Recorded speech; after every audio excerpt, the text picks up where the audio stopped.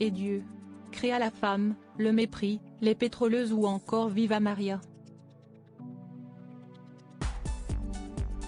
Désormais indissociable d'un certain nombre de longs métrages, Brigitte Bardot s'est imposée comme l'icône de toute une génération. Fantasme de la gent masculine, défendresse acharnée de la cause animale, chanteuse populaire. Plusieurs facettes de la personnalité de Bébé ont, au fil du temps, été dévoilées. Jeudi 20 avril, l'autrice Catherine Riwa a publié un livre, intitulé Et Bardot créa la femme, qui lui est consacré. Dans cet ouvrage, Catherine Riwa revient notamment sur la relation compliquée entre Brigitte Bardot et son fils unique, prénommé Nicolas. Mais aussi, sur un événement douloureux, le jour où la comédienne a craint pour la vie de son enfant, après que celui-ci eut fait l'objet de menaces de kidnapping. Supérieur à Brigitte Bardot, Roger Vadim, Samy Frey, Serge Gainsbourg.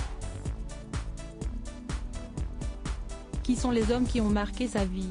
Brigitte Bardot, seule à la maison et affolée des faits particulièrement inquiétants, qui s'étaient déroulés dans les années 1960, période à laquelle les attentats au plastique avaient gagné Paris.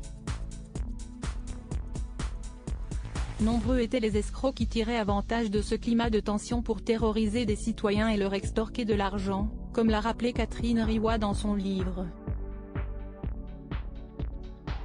Brigitte Bardot avait elle-même fait les frais de menaces semblables, notamment au sujet de son fils Nicolas. L'ex-compagne de Jacques Charrier, le père de son fils Nicolas, s'était par la suite exprimé à ce sujet dans les colonnes de l'Express. Tout le monde était plastiqué. Mon fils habitait là et j'avais reçu des lettres disant qu'on allait me le kidnapper, avait-elle détaillé. J'étais affolée. J'étais seule à la maison, absolument seule avec mon fils et la gouvernante. La muse de Serge Gainsbourg avait précisé avoir demandé à ce que des sergents de ville assurent sa sécurité, comme l'a rappelé Catherine Riwa. Toutefois, elle avait dit ne pas en avoir eu l'assurance. C'est une chose qui m'a extrêmement frappée, avait-elle avoué à nos confrères. J'avais l'impression qu'on me disait de me dépatouiller toute seule. Et c'est ce qu'elle avait choisi de faire. En ayant recours à des gardes privés, et en expédiant son garçon en Suisse.